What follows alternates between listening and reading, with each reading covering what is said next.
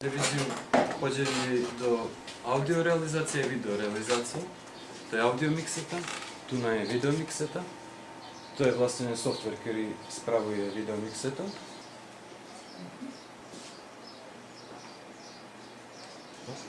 Aký musí byť novinár?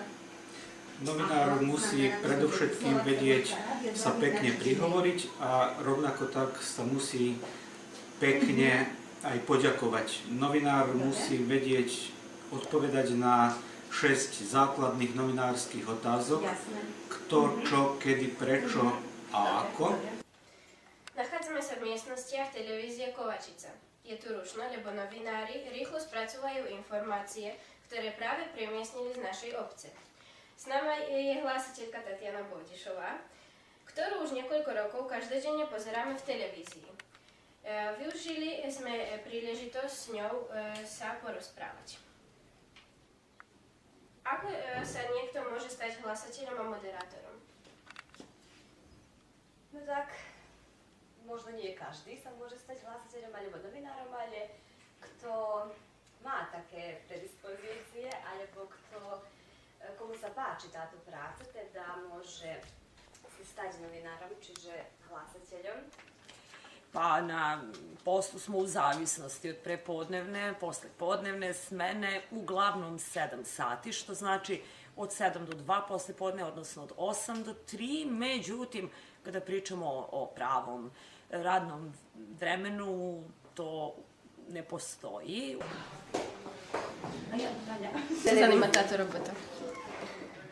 Ta robota je veľmi zaujímavá, lebo vizáž v každej televízii je najdôležitejší. Vznikla poviedka, ktorá sa píše sama? Takmer všetky moje poviedky, môžem povedať, že čerpajú námet zo školy, zo školských hlavíc.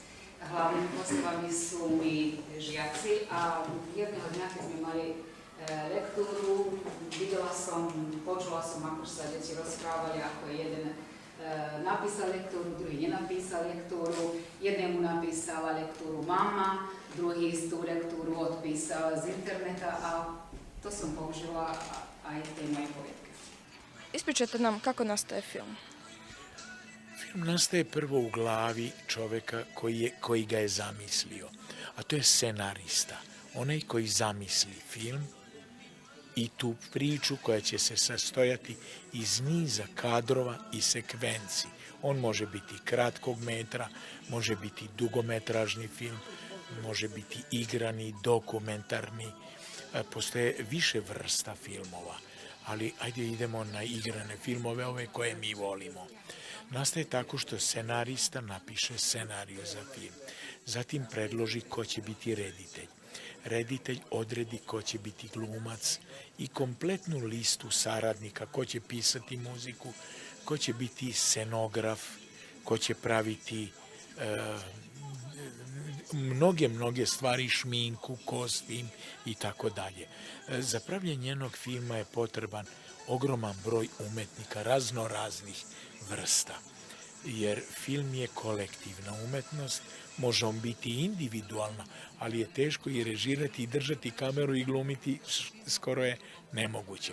Dakle, uglavnom film je kolektivna umetnost, jedna od najmlađih umetnosti nastala pre 110-115 godina od Limijera pa do danas, ali sigurno da je najpopularniji vid izražavanja umetnički.